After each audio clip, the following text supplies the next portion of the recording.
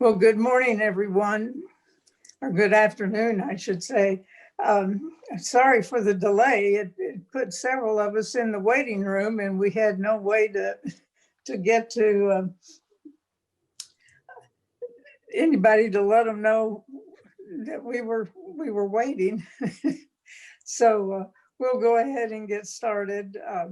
I may have to step away for just a few minutes a little later for a call, but we'll continue while while that happens.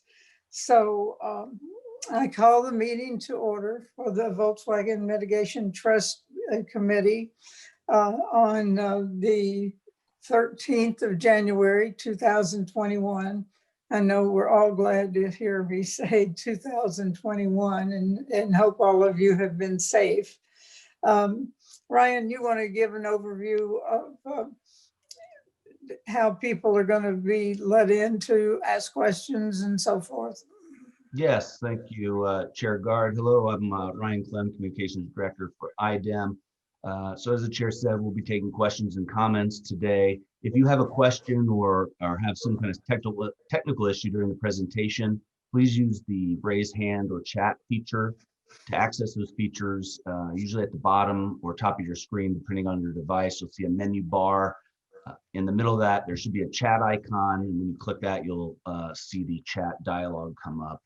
You should also have the raise hand option there. So please utilize those raise hand and chat features if you have any questions or comments, and you'll be called upon at the appropriate time. For those joining by phone, which I know we have several, if you have a question or comment, you can also raise your hand by pressing *9, and then we'll call on you. When called upon, you also need to unmute your phone by pressing *6. For everyone in today's meeting, please identify yourself when speaking. If any members of the media have joined us, please utilize the chat feature or email media@idem.in.gov if you have any questions or would like to schedule an interview. This meeting is being recorded and will be posted on IDEM's VW website. With that, I'll turn the meeting back over to Chairwoman Guard. Thank you, Ryan.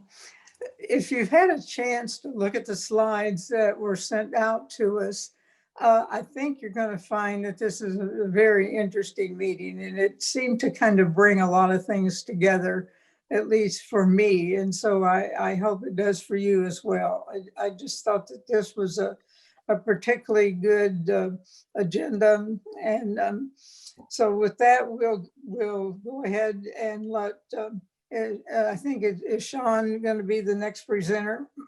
That is the plan. Okay. All right, does everybody have the agenda on the screen now? Yes. Good deal. Okay, so we're going to take a quick walk through our round 1 and round 2 on-road projects, just to kind of bring folks up to date on the on-road and DERA option projects, where we're kind of at with those right now. Then we're going to actually talk a little bit about, and I apologize, the version that you have in front of you here, section 4, when it says round 2 DERA option proposals, that is actually not DERA round 2, that actually is round 3. We're not going to go back in time. So we'll touch a little bit on the round 3 proposals. We'll talk about the types of projects they are, the recommendations and such, and then we'll kind of roll into potential conversation about how we might want to consider some different things for round 3, and then we'll quickly wrap up with kind of the 2021 in perspective. So with that, let's go ahead and get started. I need to get clicking on my screen, and then we should be good. Excuse me. All right, so for those who haven't been keeping track as much as some of us have, our round 1 and round 2 on-road and non-road, as well as DERA option projects. Just kind of a quick summary slide of what we've done and what we've seen so far. So in the first 2 rounds of these programs, we have awarded 56 projects. And those 56 projects put on the street 6 electric school buses. Those are all either underway or on schedule for completion.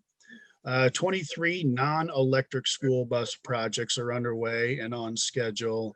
And you see here that 5 of those projects were diesel and 17 of those projects were propane. We also have 10 non-road equipment and vehicle projects underway and on schedule. 3 of those are diesel. 1 of those is a compressed natural gas project. And the last one is an electric project. We have 5 transit bus projects underway as well. 2 of those are CNG and 3 of those are electric. We have 8 short-haul drayage projects underway and on schedule. 4 of those are diesel, 3 of them are compressed natural gas, and 1 of those is an electric project as well. And then we have 4 refuse hauler projects that are underway and on schedule. And all of our refuse hauler projects are powered by compressed natural gas. So in total, to date, with rounds 1 and 2 of these 2 programs, we have funded 296 vehicles or pieces of equipment. The total project costs, if these were implemented independently, is $63,339,000 rounding. And so far, the Indiana VW award support for these projects has totaled just a little bit over $17 million. So these are the projects that have been awarded. When I say 17 million, it doesn't necessarily mean all $17 million worth of these projects are complete or have been reimbursed, just that we have funded $17.1 million in projects. So let's talk about our round 2 DERA option applications. And as I look at this big slide and realize I probably wouldn't have missed it twice, it is round 2 DERA option we're talking about. We're going to talk about round 3 in a few more slides. So our round 2 application considerations, just sort of a summary of what we have here. So we had a little over $2.24 million available for round 2 of the DERA option program. We received a little over $5 million in requests for round 2 from the program. Now, the demand in round 2 was definitely greater than it was in round 1, and the requests exceeded the funds available for award. If you'll recall, we were, I guess I would say, maybe a little underwhelmed with our round 1, the number of round 1 applications, but we had some good thoughts on why that probably was the case, and it proved out that round 2 was much more in demand, I guess I would say. We did end up receiving 13 quality applications from several parts of the state using a variety of cleaner alternatives. Now, the port, marine, construction, and mining activities have some of the largest potential for emission reductions, and all of the applications that we received in round 2 really do have an impact on these sectors. So that was really exciting to see. And there were several innovative projects that were proposed using diesel fuel, electric, as well as some hybrid technologies. And we'll walk through some of those here in a bit. So a quick overview of the applications we received for round 2. As I noted, we had 13 applications that did come in. One of these applications is for a switcher locomotive transitioning to an all-electric, or I'm sorry, that's actually to a diesel-powered rail car mover. 1 diesel terminal truck to all electric, 6 diesel front end loaders to tier 4 diesels, 4 diesel excavators to tier 4 diesels, 9 diesel mobile cranes to tier 4 diesels, 3 diesel mobile cranes to all electric powered, 1 diesel material handler to tier 4 diesel hybrid power, 6 non-road material hauling trucks to tier 4 diesel, 1 diesel lift truck to tier 4 diesel, and 4 diesel drill engine replacements to tier 3 engines. And we'll talk about that last one here in a second. Just a quick reminder, one of the benefits, I guess I would actually say the value of the DERA option program that was included in the VW consent decree really is beneficial to the non-road sector, because a lot of the type of work that is done in the non-road sector does not have, there just aren't a lot of pieces of equipment out there with alternative fuel sources beyond diesel that have the power and the capability to do what is necessary to do on a day-to-day basis. So that's why you see in our DERA option program more diesel than we would typically see in our other programs. So a quick overview and reminder of our scoring process. So each application is reviewed for eligibility. And if you remember that final bullet in the last slide, one of our applications was found ineligible due to a Tier 4 requirement. The Volkswagen consent decree puts the onus, I guess, for the requirements of a program in the DERA under the DERA option on the latest DERA program requirements. And the latest DERA program requirements require anything that is being done through the DERA program has to be improved to the Tier 4 level. So that final project that we talked about on the previous slide was they were only able to or interested or willing to go up to Tier 3. So unfortunately, that project was ineligible for funding. As usual, each application is scored according to the Volkswagen Committee approved evaluation scoring criteria. We'll talk a little bit more about that later as well. Each application's cost effectiveness and total NOx emission reductions were calculated using US EPA's diesel emission quantifier, consistent with what we've done in years past. And each application is scored independently by IDEM technical staff, and then we get together and make sure we're on the same page. One of the things, and I think that this is actually an important addition to these slides, especially when we're talking about the non-road sector. The non-road sector is a little bit unique in that not all of us know what these things actually are. Not only do we know, or do we maybe not know what they are, we also don't necessarily know when we talk about something like a rail car mover, as an example, what is that? So I thought it would be helpful for our presentation today to just give some idea of some of the types of vehicles that we're talking about today. So the heavy dump truck that you see on the top is called an articulated truck. You'll see there's kind of a pivot point in the middle of it. It's kind of like the articulated buses that you see in some bigger cities. It's just a very large scale, heavy duty dump truck with a little bit more of an interesting design that gives it a lot more maneuverability than a traditional truck might. The second picture set that you see here, we're just kind of giving you an idea of this is what is in the applicant's fleet, and this is what they're looking to do.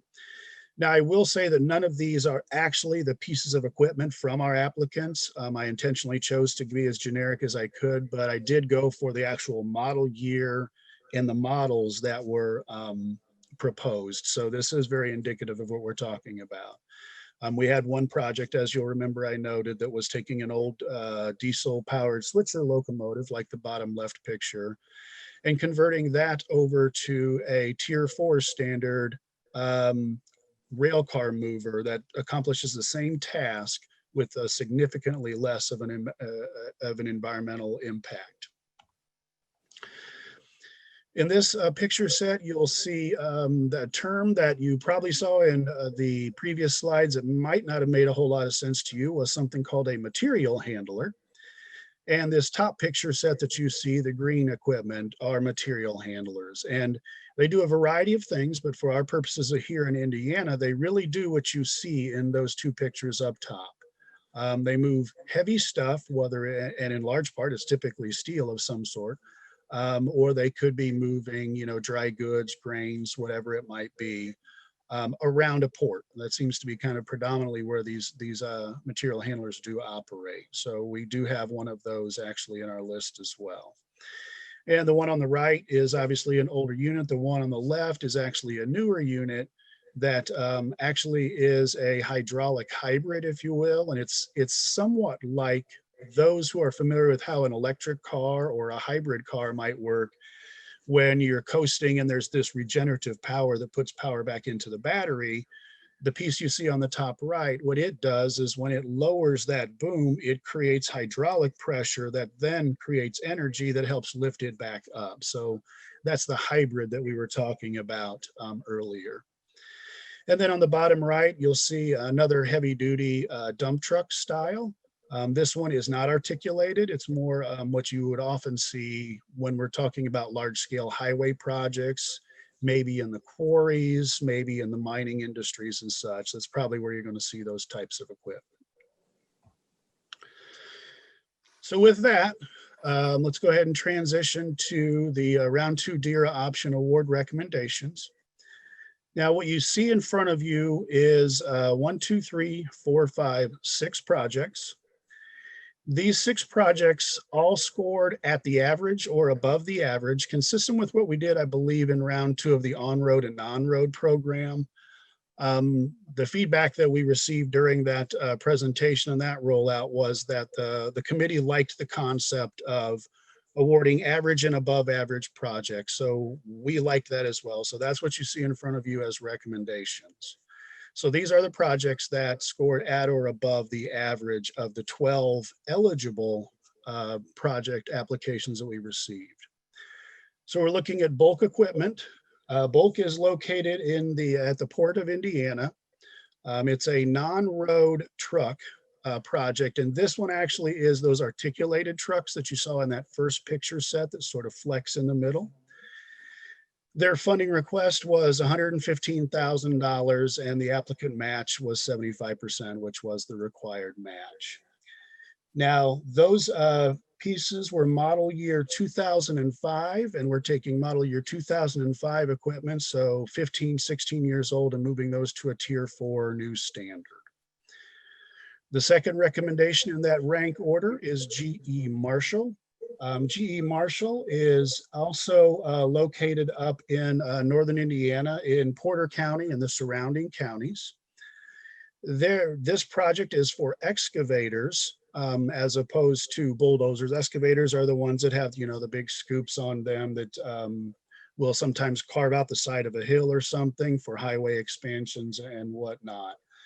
The model years that they had here were 1996 through 2006. So these also are relatively aged vehicles moving to tier 4 standards. Funding request there, 338.5. We'll call it, once again, applicant match was appropriate. RH Marlin, located in Marion County.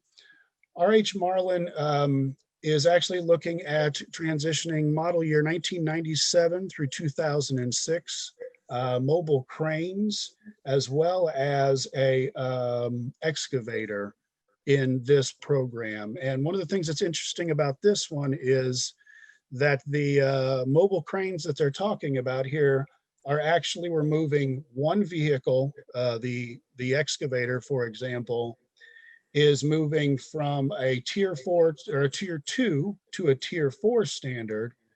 But the 3 mobile cranes that are also a part of this project are actually moving from diesel power to electric power. So these would show up on site, excuse me.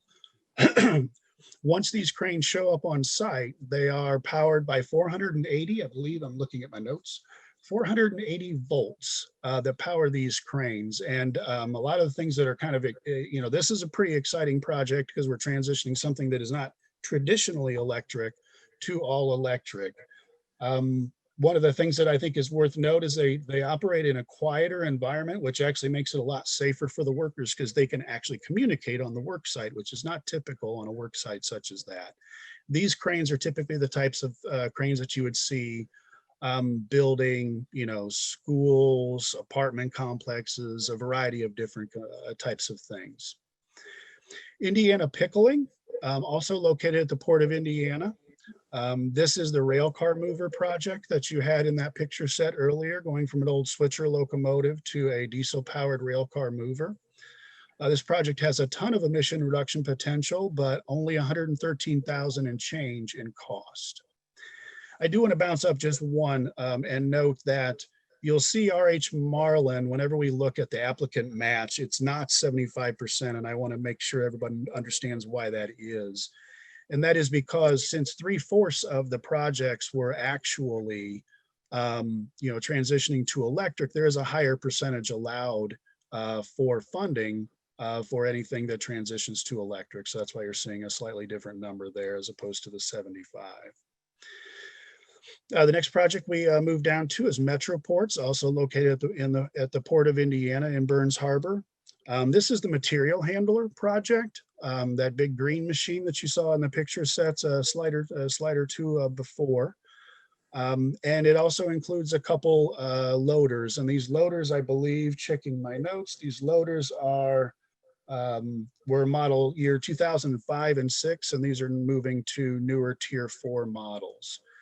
So what this has the capacity to do is actually refresh the entire working fleet that is at the port loading and unloading cargo ships there. So by replacing the material handler with something newer, that hybrid piece that we talked about, and new loaders, we are removing all of the old equipment and putting all fresh equipment there. So when these cargo ships are unloaded, it is sometimes they are sitting there for a week in the process of unloading these things. So huge emission reduction potential out of these projects.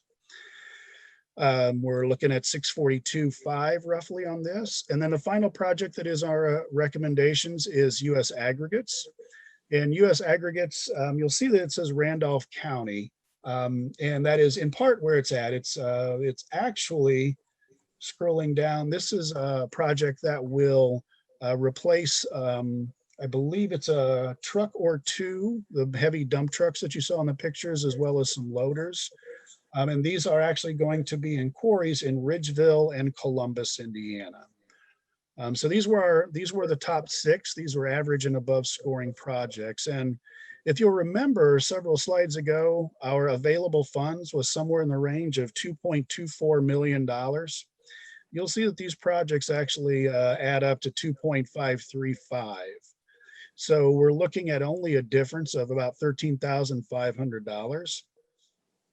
So IDEM, along with the recommendation for these projects, is recommending that we would just borrow from the future rounds of Volkswagen funding, the approximate difference of $13,500, and fully fund these projects as they were included in their applications.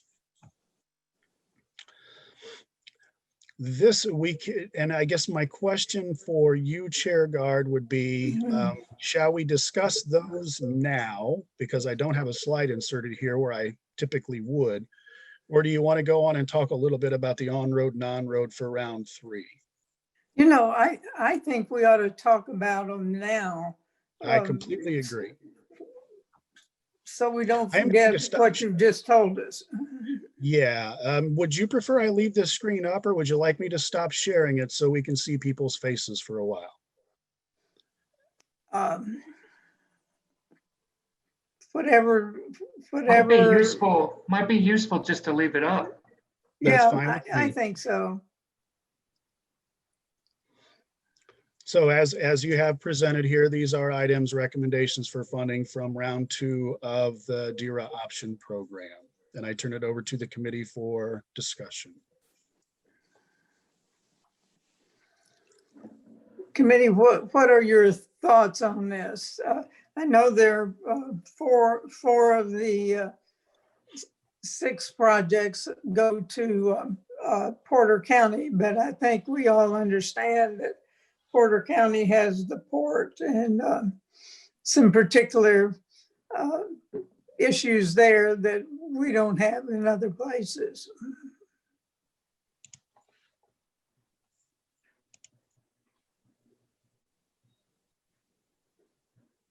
Senator Guard, this is Kay Nelson. Thank you, Sean, for the presentation. Looking at the bottom line of your screen, showing that there's only a $13,500 shortfall, so to speak, in what was considered versus what's being asked for. I would advocate that we look at that in a very positive manner, given the fact that each of these projects that Sean's outlined have significant air quality improvement values, show leadership with regards to corporate decision making, and you know, to try to find someone who could cut out $13,000 seems like an unnecessary use of Sean and IDEM's time. Thank you.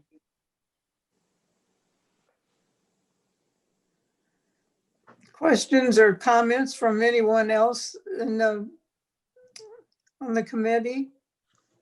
Yeah, this is Joe McGinnis. I would agree with what Kate has said. Great presentation, and honestly, I felt that many of the explanations from the applications you received were very transformative, and some of the they were very impressive. And I'm not too worked up about the Porter County, because anyone from any one of the 92 counties were obviously eligible. It's not that we restricted anyone. So the more of the concentration on Porter County doesn't bother me at all. I agree with you, Joe. I think these are well thought out, and I think they will make a big difference to these areas. Yeah, Senator Gard, it's Bruno. I would just argue that, we talk about transformational potential, and the consolidation of some of these projects in the port area with Porter County. I think it actually helps provide that. So it's one of the reasons I'm very supportive of us covering the shortfall and have no problem with Porter County in the ports receiving this. I think it's actually a really good way to organize it.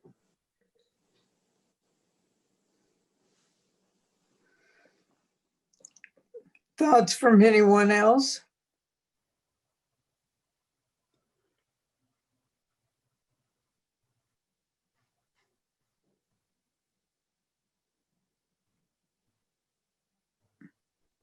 If not, then I think we'll move on.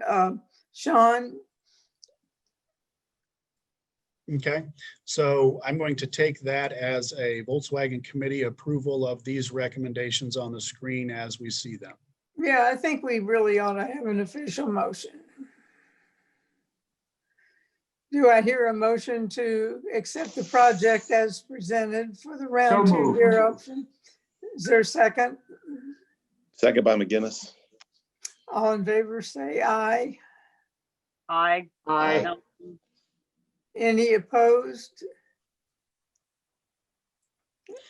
The projects are approved. Okay. Okay, Outstanding. Sean. Thank you. Thank you very much. All right, so moving on. I got to click on the correct screen here. My apologies. Okay, should be good. So let's talk a little bit. We, now with those recommendations approved, we have pretty much completed rounds 1 and rounds 2 of the on-road and non-road program, as well as the DERA option program. So the next round, of course, is round 3. In theory, round 3 could very well be our last round. The number of applications and the quality of applications that we receive may play into that, but our goal is to see if we can finish that up in 3 rounds as we originally intended or planned. So as this says, I kind of wanted to take us back because we're going to talk a little bit about some potential refinements to round 3, because 4 times now, as we've gone through this process, we kind of sit down and we look at how the process has gone, and we try to determine how could we potentially improve this. And you'll recall that we had this conversation in January of last year, around a year ago, as we concluded round 2. And I just want to remind you of the things that we talked about and decided together at round 2, and then we'll touch on just a couple things maybe for consideration for round 3. So as a reminder, one of the things that we wanted to do after round 1, and we did include here in round 2, is that we clarified that all applications will not be considered if they are not fully funded and shovel ready. And this was driven in large part because we had several projects that ended up getting delayed because there was contingent funding from third parties. Maybe they applied for federal funds and didn't get those funds, and maybe it was a private partner that was willing to put up some cash to help offset their match, but that private partner backed out, things like that. And one of the things that we didn't want to do was have these funds just kind of sitting out there when other projects could be moving forward with them. So we removed that third-party component and any contingencies from the program in the previous round, or this round that we just completed, actually. Another change that we made was we would require 1,000 operating hours for only switcher locomotives and not non-road and marine equipment. We did have that 1,000 hours for other non-road and marine equipment previously, and we had a lot of really good applications that maybe these things were only operating 600 hours a year, so they didn't meet that 1,000-hour threshold, and we thought it was valuable to make that change. And I think that that may have played a significant or at least a notable role in the number of applications we received in the DERA option in round 2. We did want to note that when the EPA's diesel emission quantifier didn't have default values, that we would apply general business practices or industry standards to be used for the emission reduction calculations. And in large part, this was built more around the useful life of equipment.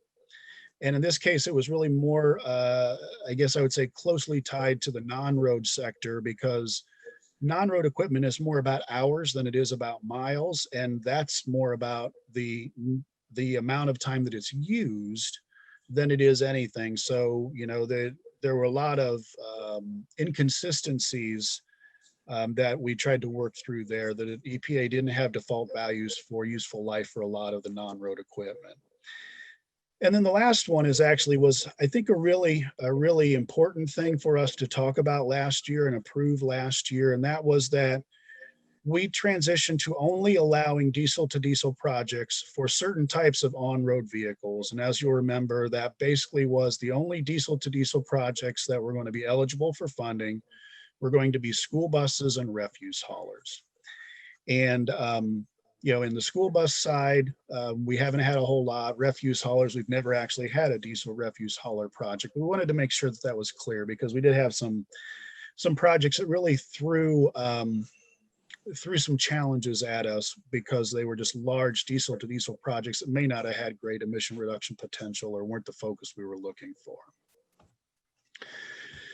So now let's talk a little bit about round 3, some of the considerations that we think we might want to make, and a couple recommended refinements that we're proposing. So the first is just a topic to consider, and we can circle back to this one after we kind of get through with this slide. And that is whether we should consider removing diesel to diesel school bus and refuse hauler projects in round 3.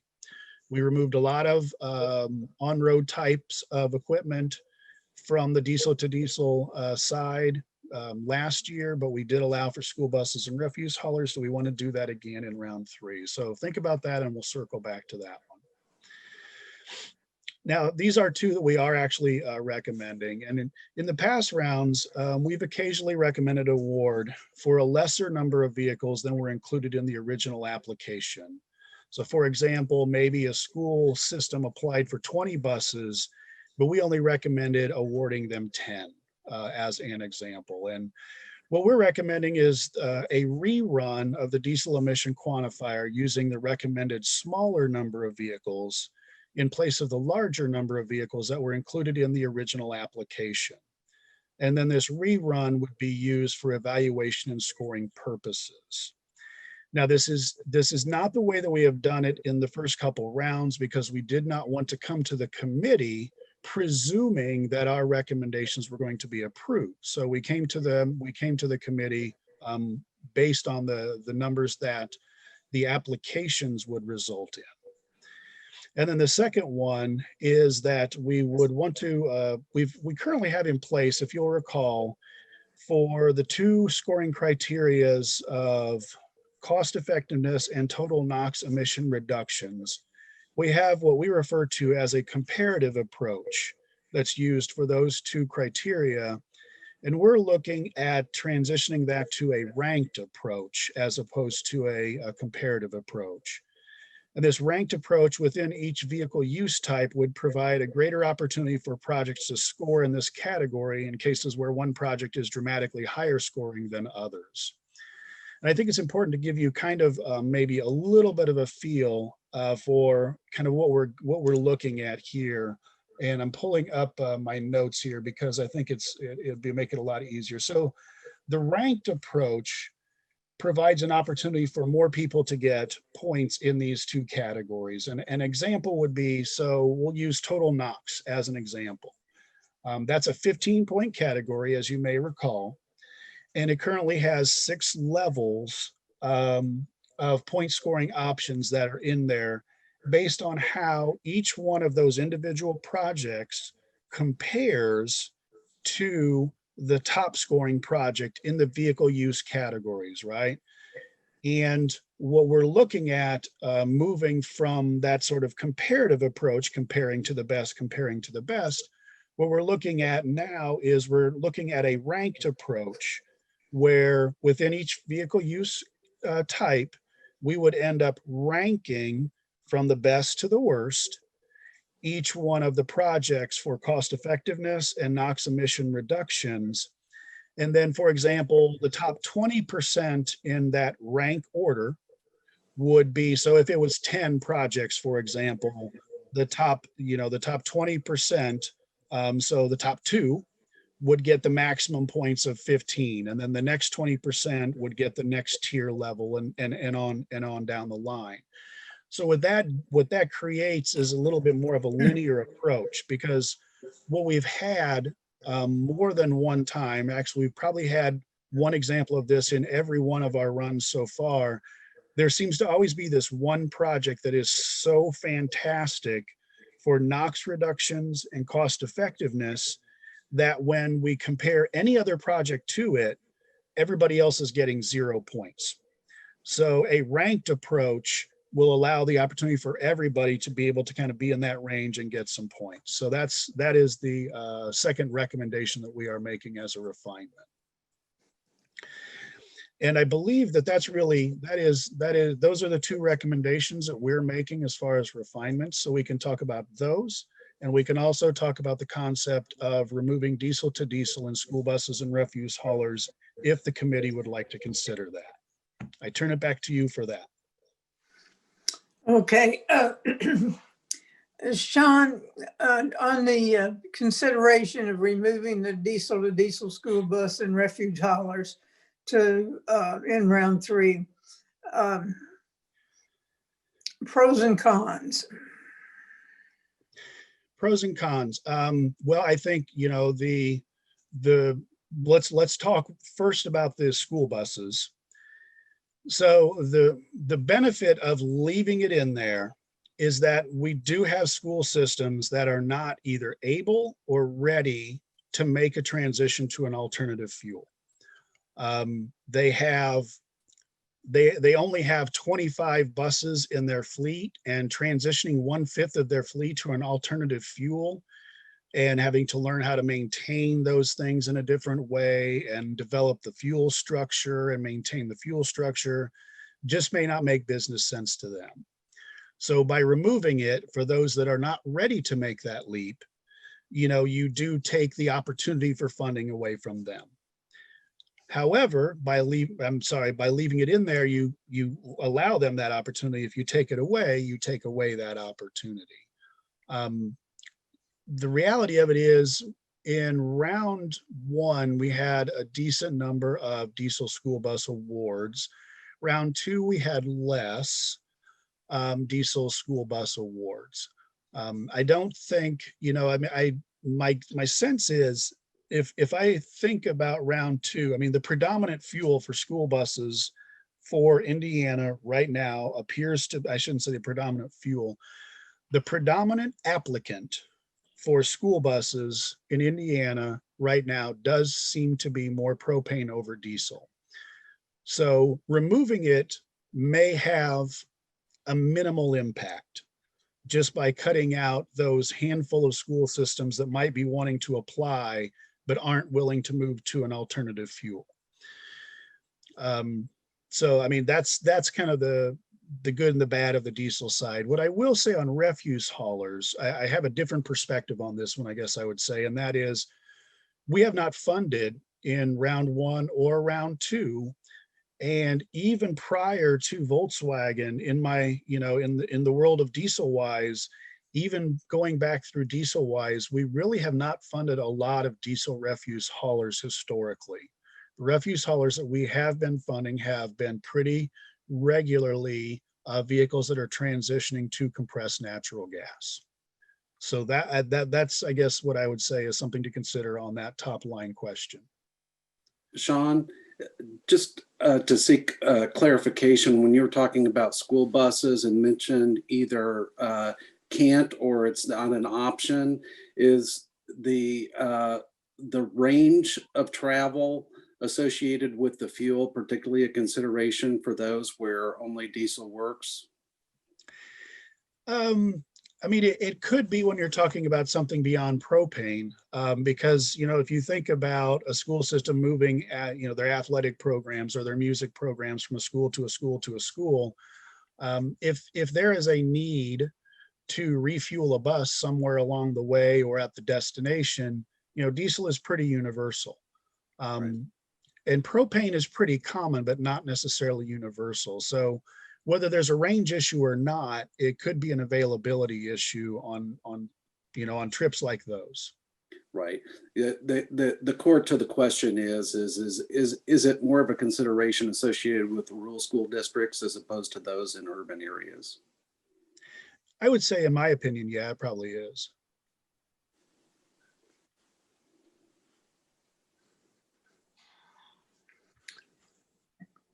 Other comments? Madam Chair, this is Kay. I believe we had a very good explanation and presentation in an earlier meeting by a transportation director who raised these concerns about distance and availability of alternative fuels, prohibiting him from being able to access these funds. And in today's current financial situation, I think we're going to probably see an increasing reduction in communities looking to go to alternative fuels as a startup, so to speak. So I would advocate for the benefit of the individuals being exposed that we continue to consider the diesel to diesel for the school bus situation. And I'm glad to hear that Sean says from a refuse vehicles that doesn't seem to be a desired option, and we can take that off the table.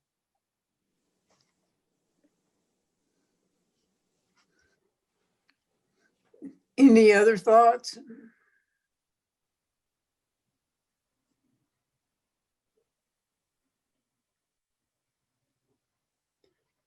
Well, I will put out there just as a point of clarification, you know, we called this a topic of consideration because we really don't have a strong opinion or a strong recommendation on how to proceed. It's just a topic that we seem to touch on every year. So we wanted to make sure that we did touch on it again this year. And what I believe I'm hearing Kay say is that she would like us to maintain funding availability for diesel to diesel school buses, but she would be open to taking, removing the diesel to diesel funding opportunity from refuse haulers and requiring those to transition to an alternative fuel, which is what they have been doing historically. This is Bill Baranek. One, you haven't mentioned all of the negatives of the diesel to diesel. One negative of the diesel to diesel is that if any school district is replacing a bus for whatever reason, they must use the new diesel. They don't have an option of anything else. Therefore, there's no air pollution control benefit from allowing people to rotate out their diesel buses with new diesel. They have to do that anyway. Secondly, one of the defects of diesel, the way the air pollution control device works, is that it is very poorly designed for slow moving vehicles. So school buses will have their filters clogged. And that's one of the reasons the refuse haulers hate the new diesel pollution control devices. They get their filters clogged because the long haul filter automatically cleans itself at a regular rate. So there are air pollution control disadvantages to allowing for us to pay people to buy new diesel school buses and to buy new refuse trucks that are diesel. It doesn't seem to me that's a useful air pollution benefit. Thank you, Bill. That's interesting. Any other thoughts on this?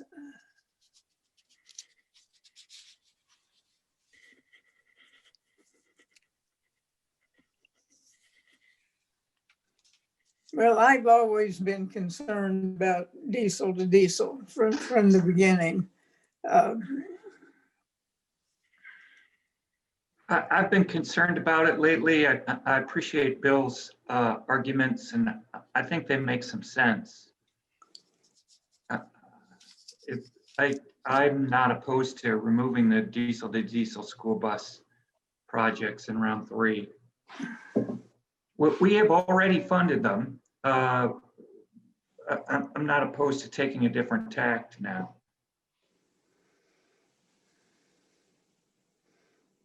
Madam Chair, not being an air person, and I appreciate Bill's explanation as well. So I see the value in his recommendation that diesel to diesel not be considered. Are you making a motion? No, just taking my concern off the table at this stage. Okay. Okay. Well, I think at this point, I prefer to removing both the diesel school bus and refuge hauler projects in round 3. Senator Gard, I would make a motion to do that. Let's remove the diesel to diesel school bus and refuse hauler projects in round 3. Okay. Is there a second? I motion that too. All in favor, say aye. Aye. Aye. Any opposed? The motion passes. Thank right, you, very Sean, for bringing that to our attention. You bet. And then I assume there's a reasonable level of comfort with the refinements that we're recommending in our bottom 2 bullets, since that's really kind of a scoring methodology thing, and we're just trying to improve on that. I don't know that that needs a motion. That's more of a, this is what we're thinking would make sense, and if you're good with it, we'll proceed accordingly. Well, this is Bill. The first one makes sense to be consistent with the internal reasoning of your algorithm. Now, your internal reasoning of the algorithm, I disagree with, but once the final score of a project should reflect the final project that you're planning to fund. I agree with that principle. I don't agree with the idea that smaller projects that have the same per vehicle benefit as a larger project will get scored less. That's what I don't agree with. But this particular change that you're proposing for that is a logical outgrowth. One other logical outgrowth is sometimes after you've scored, you put the projects into subcategories, but you maintain the original score. And since some of the criteria are comparative, you should probably also then rescore per subcategory for the relative value of those in that subcategory, because that's what they're competing against now, as opposed to maintaining the original score, which is comparative to the entire list. So that's what I would suggest along the same lines as the reason you're doing this one. Mm-hmm.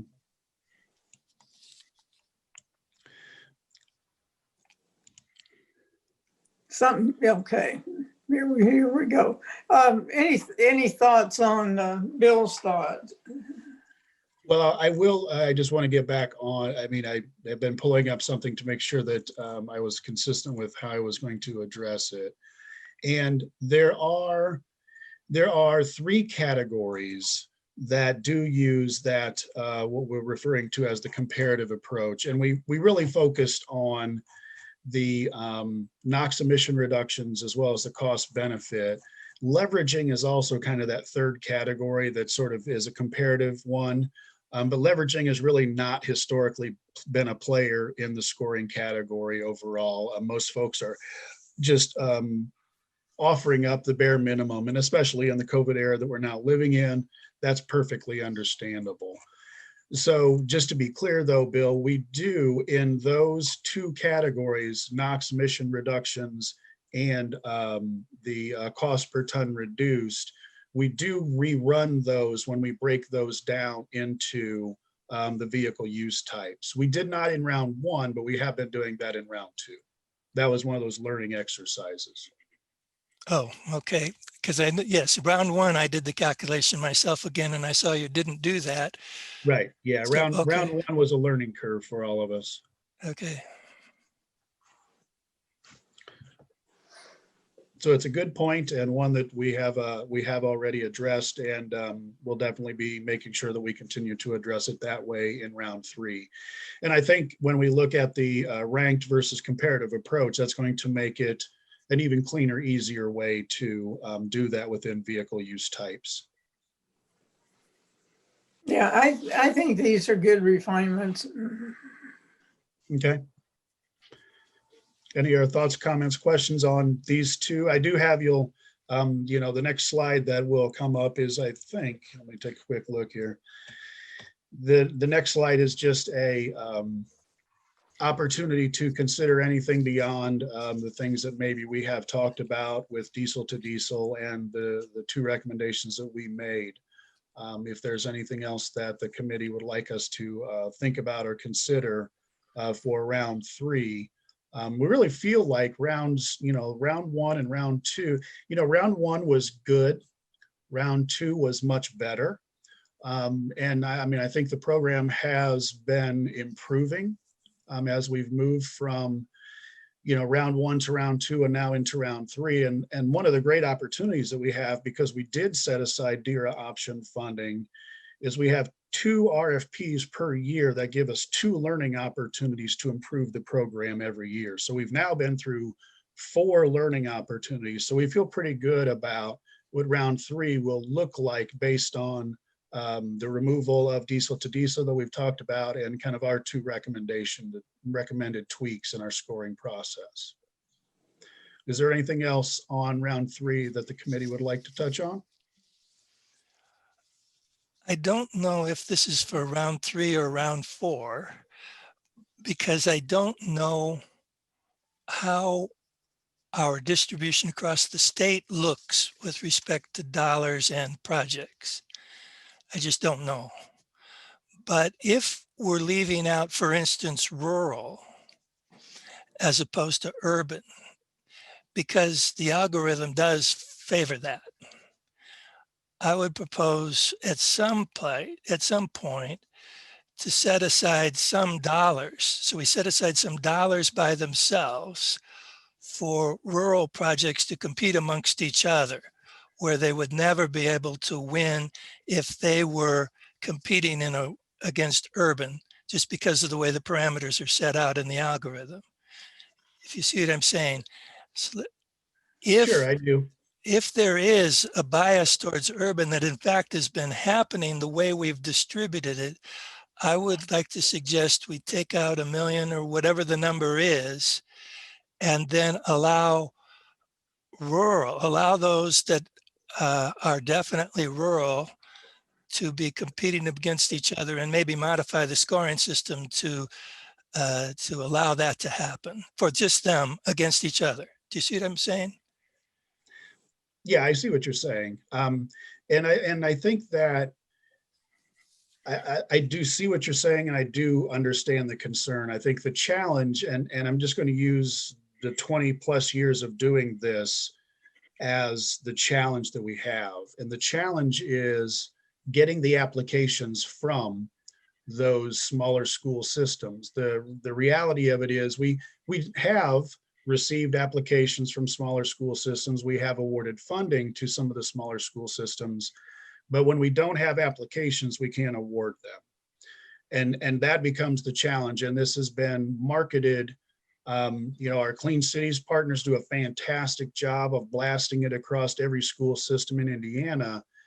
And I know they're making phone calls to these smaller school systems, encouraging them to apply, but it's tough because if they don't want to apply, we can't award them funds. You see what I'm saying? I mean, that's kind of the push and pull of the process.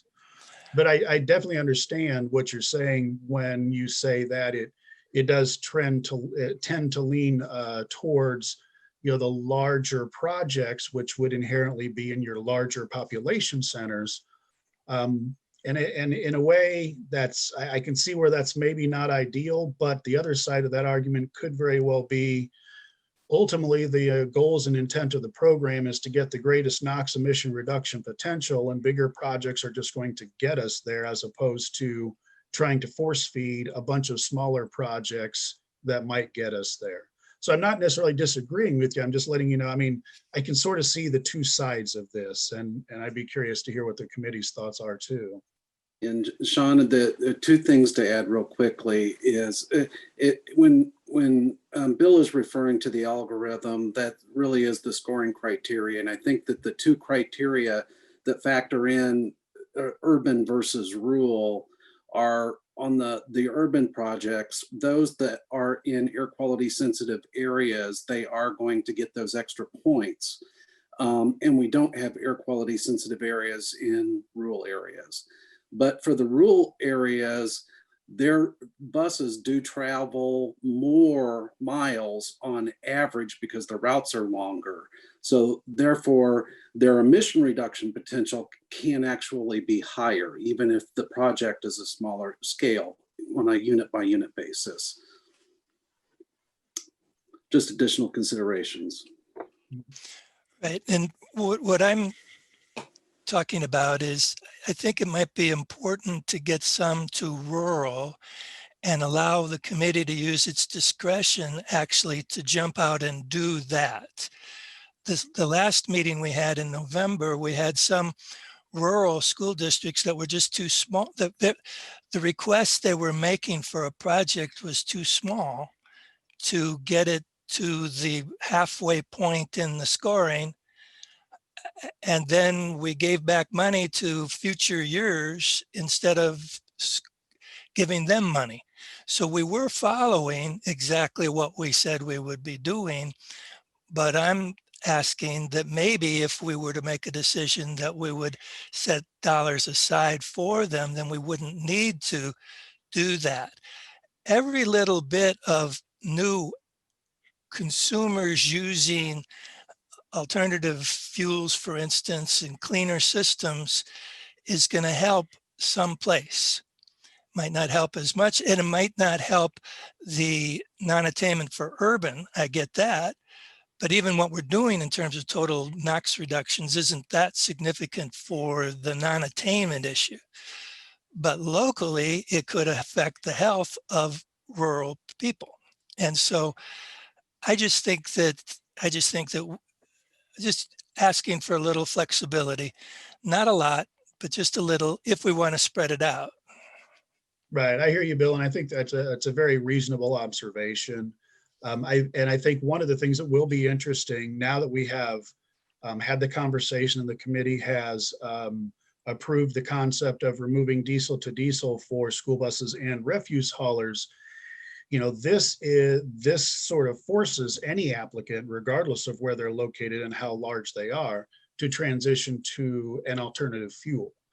And that has been also part of the challenge for these smaller school systems. If you'll recall the example of, a 2025 school bus fleet that I mentioned earlier, transitioning to a newer fuel for 25% of their fleet might be more than they're willing to absorb.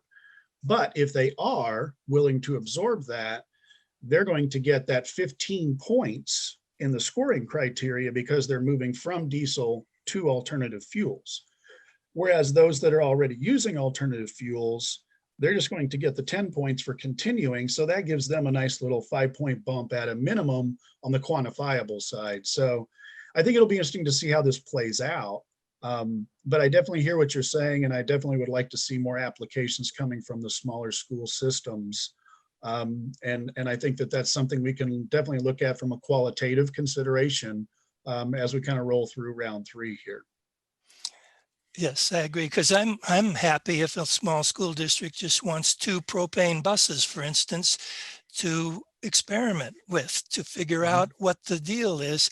That might be way too much for them to afford, but with a little help, they could get that, and then they could be transitioning over the next 12 years for their fleet.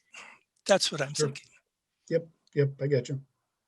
Yeah, I'm kind of interested in exploring this. One of the things that occurs to me with school corporations in general, not only rural, but urban as well, in the last almost year now, with COVID, you know, buses are running and then buses aren't running, and school corporations have had a significant extra expense figuring out going virtual and how they handle that.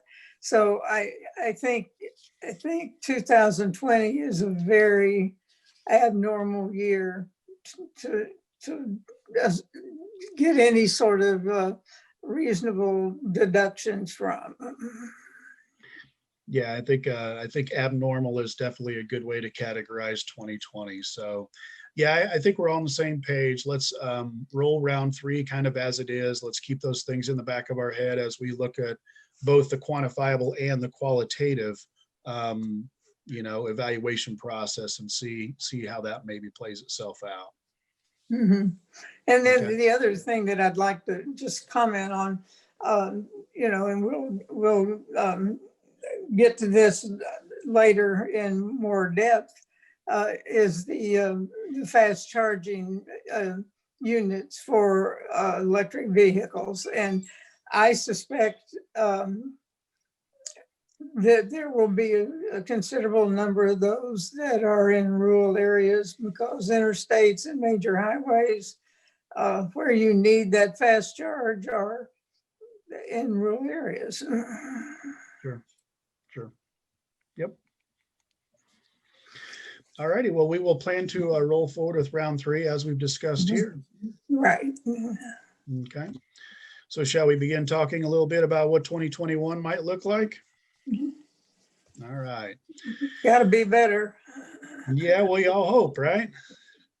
So here's what 2021, kind of our schedule of milestones, some key events for 2021. Obviously, today we have met, we've reviewed and approved the round 2 DERA option awards, and we talked a little bit about round 3.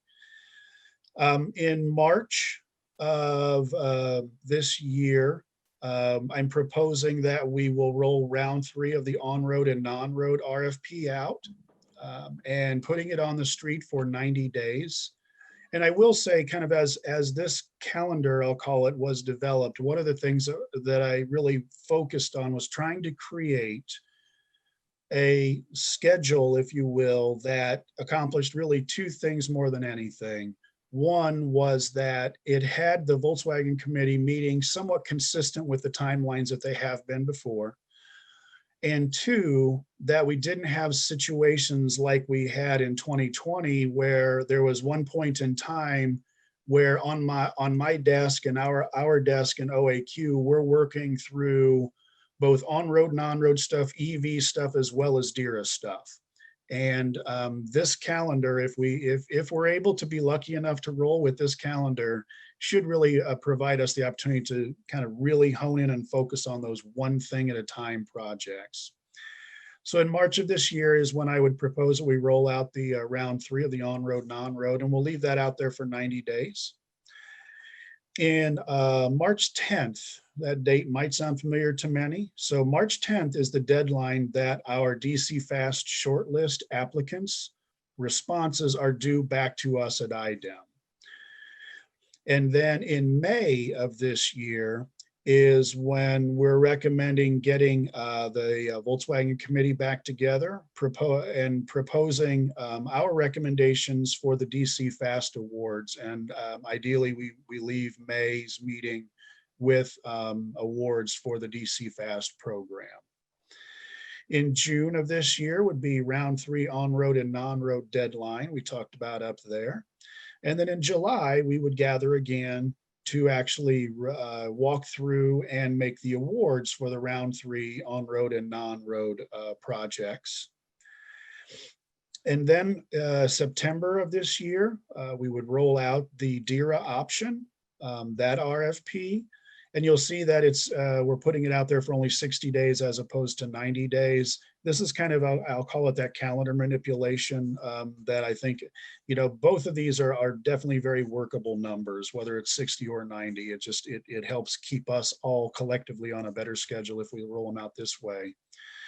So roll it out in September, and then the deadline would be in November of this year. And then we would gather again, just like we have in years past, in December, to do round 3 of the DERA option awards and make those announcements in December of 2021. So shorting that up a little bit as it relates to when would we actually be gathering together as the agency and the committee, we would have a meeting that we just had here this year. In May, we would get together to talk about DC Fast Awards. In July, we would get together to talk about round 3 on-road, non-road. And then finally in December, we would get together to talk about round 3 DERA option awards. So that's kind of the vision, the calendar as we have it right now. Any questions, thoughts, concerns on any of that?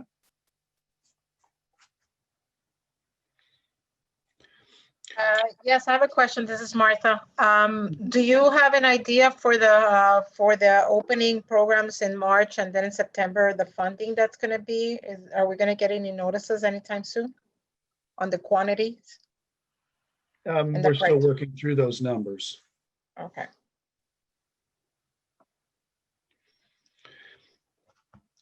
Sean, I just wanted to clarify, Jane Babcock has already initiated a survey to help schedule the meeting in May. So if there are any committee members that are yet to respond, please do so we can get that meeting on your calendar as soon as possible.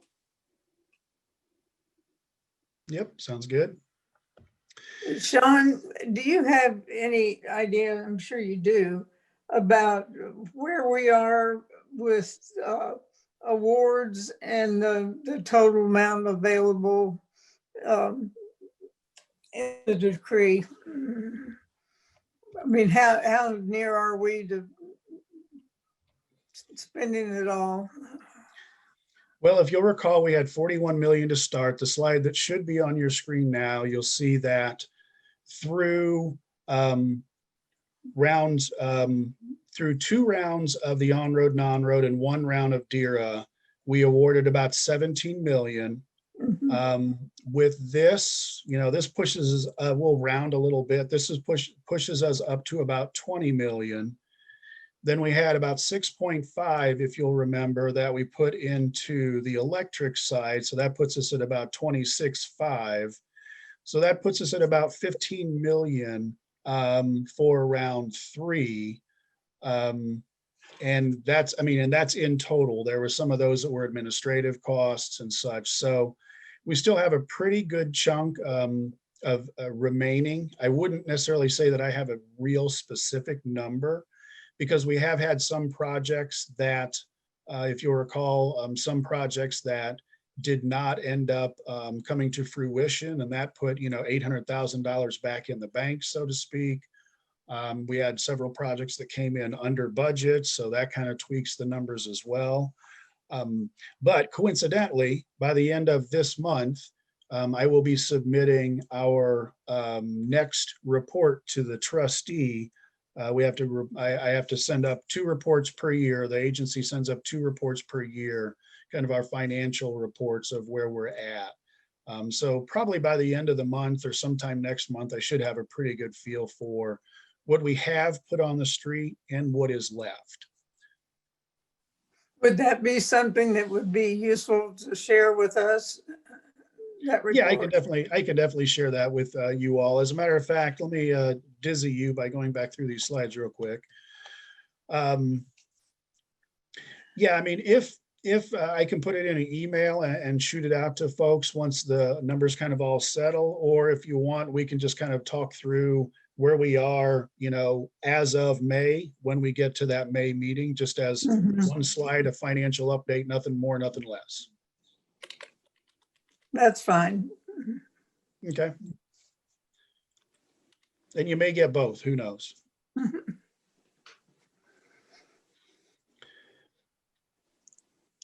Okay, guess that brings us to the point of public comment, correct? Yep. Okay, Ryan, do you want to handle that? At least handle acknowledging? Sure. Yeah, we have one person with a hand up, Colin Murchie. Colin, you're able to unmute yourself and speak. Okay, can y'all hear me?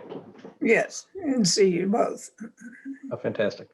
Sorry, I usually have one with a smaller, less obnoxious logo. Just wanted to speak very briefly to the DCFC application process as it may pertain to future rounds, or as you mentioned, you know, sort of if and when money comes back into the bank. Very briefly, EVgo is a large nationwide owner operator of EV fast charging stations, 800 locations. We're currently under contract with GM to build more than 2,700 such stations nationwide and about 200 for Nissan. I should mention those are chargers, not locations. So, you know, divide by 5 or divide by 2 for the number of locations. Just something that we noticed in the application was clear that it significantly favored people who would propose a full statewide network, that was, you know, sort of the desired product. Just wanted to bring to the table one perspective of an owner operator of DC fast charging stations that we end up very, very dependent on usage and very sensitive to that. So the way our CEO tends to phrase it is that we tend to skate ahead of the puck. Our application to IDM was not rejected, you know, outside criteria for the first round was for a very well-developed single location. We describe in that sort of the economic concerns we have with tending to overbuild the market, which is something that can happen, and the desirability for, you know, a phased approach so that supply doesn't begin to overwhelm demand.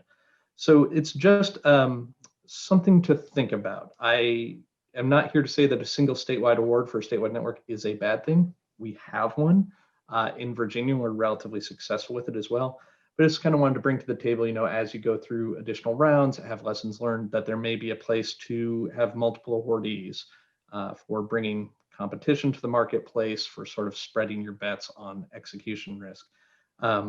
As for us, we are still likely to build our GM stations, required to build our GM stations somewhat in the Gary area as well as the Indianapolis metro area. At some point in the next 5 years, Appendix D money moves those sooner rather than later, potentially, is the main effect there. The other thing that I would say, as you're examining statewide networks from whatever proposals, yes, corridor charging is a real need, but it is not the only need. We have absolutely found that people in dense metro areas who live in an apartment and therefore can't charge at home have DC fast charging needs. So do rideshare drivers as that begins to spread nationwide. And also frequently, I mean, this is just the math, a lot of trips start in or end in the denser urban areas. So while you need coverage, you know, out on the highways, you need the same way you need a place to go to the bathroom and get a coffee on the highway, you need a place to go to the bathroom and get a coffee in the large urban areas, and there tend to be more of them. So you may just want to think about it from both a geography perspective and a service demand perspective. That was all I had. Thanks for the opportunity to comment. Appreciate you being here. Any questions for the witness? Thank you. Thank you.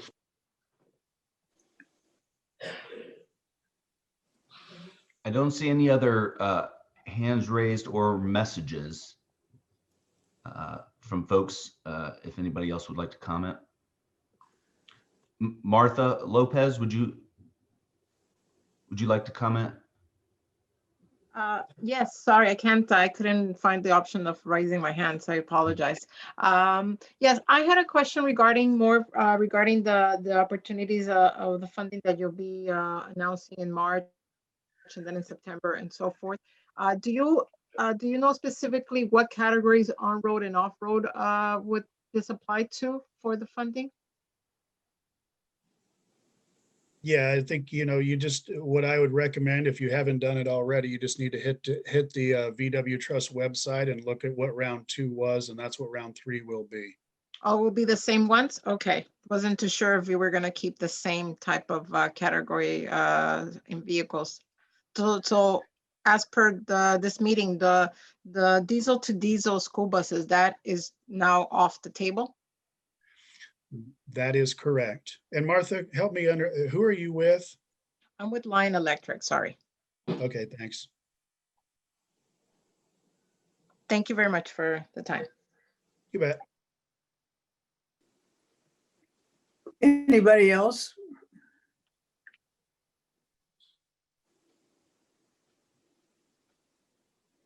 Well, I don't think so. Don't see any. Do committee members have any comments? I guess not. Well, with that, Sean, I think we must be adjourned. Sounds like I appreciate everybody taking the time. Thanks for the good work.